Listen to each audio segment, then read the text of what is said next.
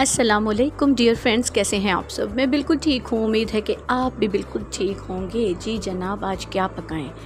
आज हम बनाने जा रहे हैं, ईद गुज़र चुकी है तो बहुत सारा गोश्त खाने के बाद आज सोचा कि क्यों ना आपके साथ एक मज़े की सब्ज़ी शेयर की जाए, भिंडी की खट्टी मीठी सी रेसिपी शेयर की जाए।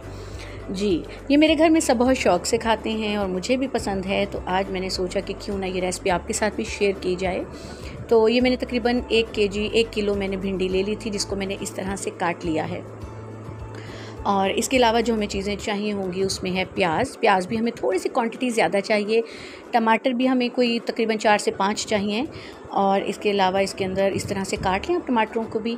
और साथ में जो है हमें चाहिए होगी अदरक लहसुन की पेस्ट, और इसके अलावा सब्ज़ मिर्च भी शामिल करेंगे और बाकी जो आम रूटीन में यूज़ होने वाले स्पाइसेस हैं वो शामिल करेंगे। तो आइए स्टार्ट करते हैं। सबसे पहले मैंने क्या किया है कि कढ़ाई के अंदर मैंने ऑयल डाला है और भिंडी जो है वो हम फ्राई करेंगे।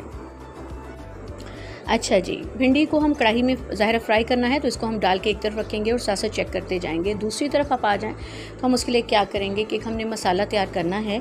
पैन के अंदर ही मैंने कुकिंग ऑयल डाला है और प्याज तकरीबन 3 से 4 प्याज मैंने लिए थे, जो मैंने इस तरह से काट लिए हैं। और इसको मैं क्या करूँगी, अलग से पैन में ऑयल डाल के इसके अंदर मैं इसको फ्राई करूँगी। ये देखें, जैसे ही अभी गोल्डन ब्राउन हो गया है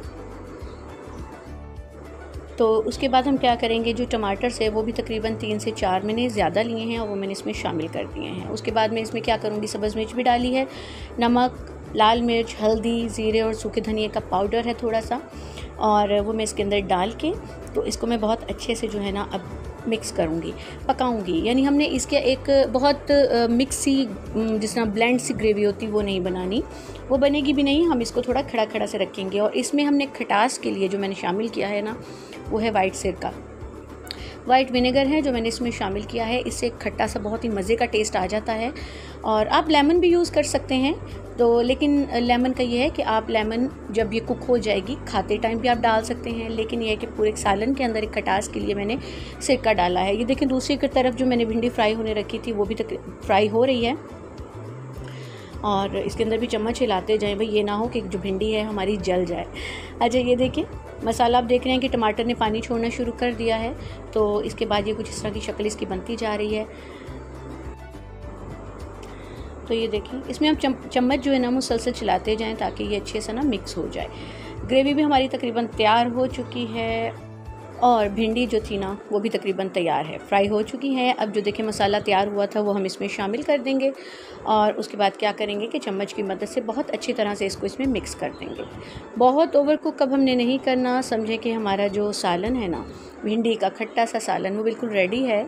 तो बस इसको अच्छे से आप मिक्स करें और इसको बस 2 से 3 मिनट जो है ना थोड़ा कुक कर लें, ताकि जो मसाला है उसका सारा नमक मिर्च जायका जो है ना वो भिंडी में भी शामिल हो जाए।